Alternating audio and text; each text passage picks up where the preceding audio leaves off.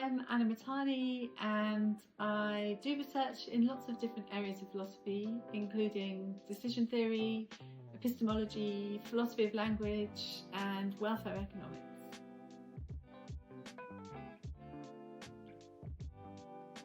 So it's really good actually to be in this philosophy department for me because there's lots of people who work in related areas. We've got a lot of decision theorists and people working in welfare economics, as well as loads of other areas of philosophy as well, and lots of people who are applying philosophy to real world cases.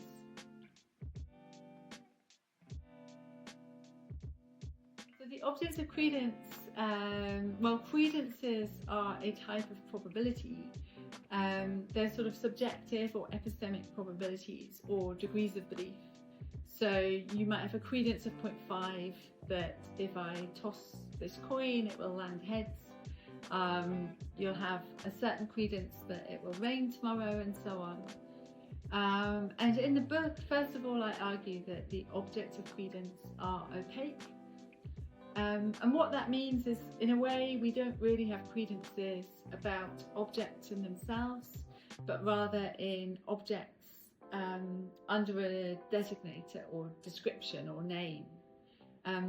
So, for example, if you take the author George Orwell, another name for the author is Eric Blair. He was born Eric Blair and then took the pen name George Orwell. So Eric Blair and George Orwell are just two names for the same person. But if we have someone who doesn't know that, then their credence or degree of belief that George Orwell is an author might be high, while their credence that Eric Blair is an author might be low. So in this sense, the objects of credence are opaque. You don't just have credences about objects in themselves, but rather about objects under a designator or under a description.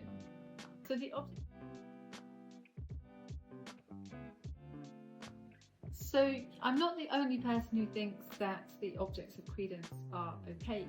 And in fact, when I tell people who work in probability theory or decision theory about this idea of opaqueness, then often they'll agree that, yeah, the objects of credence must be opaque. But there hasn't really before been an investigation into the implications of the idea. So that's really one of the things that my book is adding, is that I'm exploring how it's going to change the principles and arguments and moves and so on that have been made using the credence framework.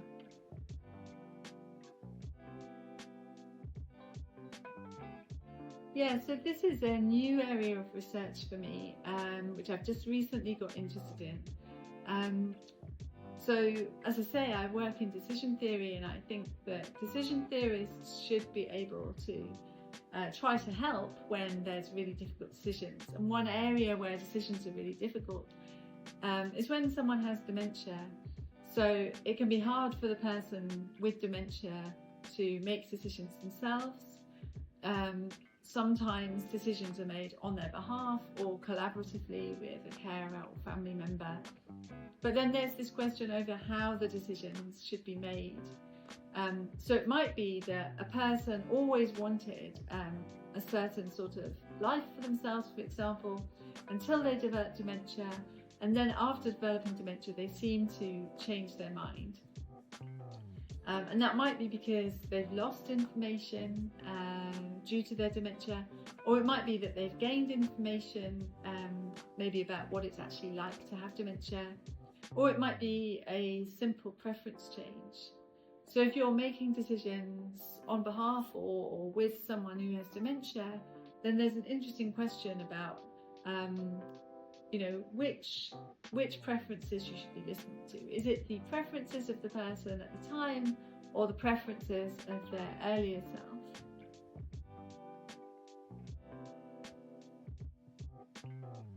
So with the book, The Objects of Credence, I'm very interested in the practical implications.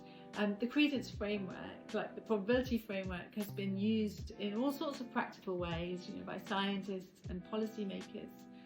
And so when I'm tracing through the implications of saying that the objects of credence are opaque, I'm looking for those practical implications, how it's actually going to make a difference to what we decide to do. And of course, my work on dementia, I hope will have practical implications. It'll help us make decisions for and on behalf of people who have dementia, but also decisions for our own future selves.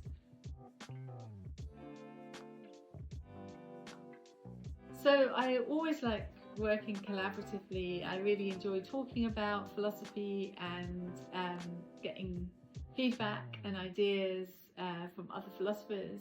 More recently, I've realised that for some of my work I really need to reach outside the philosophy department, and I've been collaborating more with people in the law department and doctors and care workers and people who are just caring at home, as well as people who actually have dementia, because I feel like if I am going to work on this project in dementia, then it really needs to, from the very beginning, involve the people who are actually making difficult decisions on behalf of people with dementia, every day.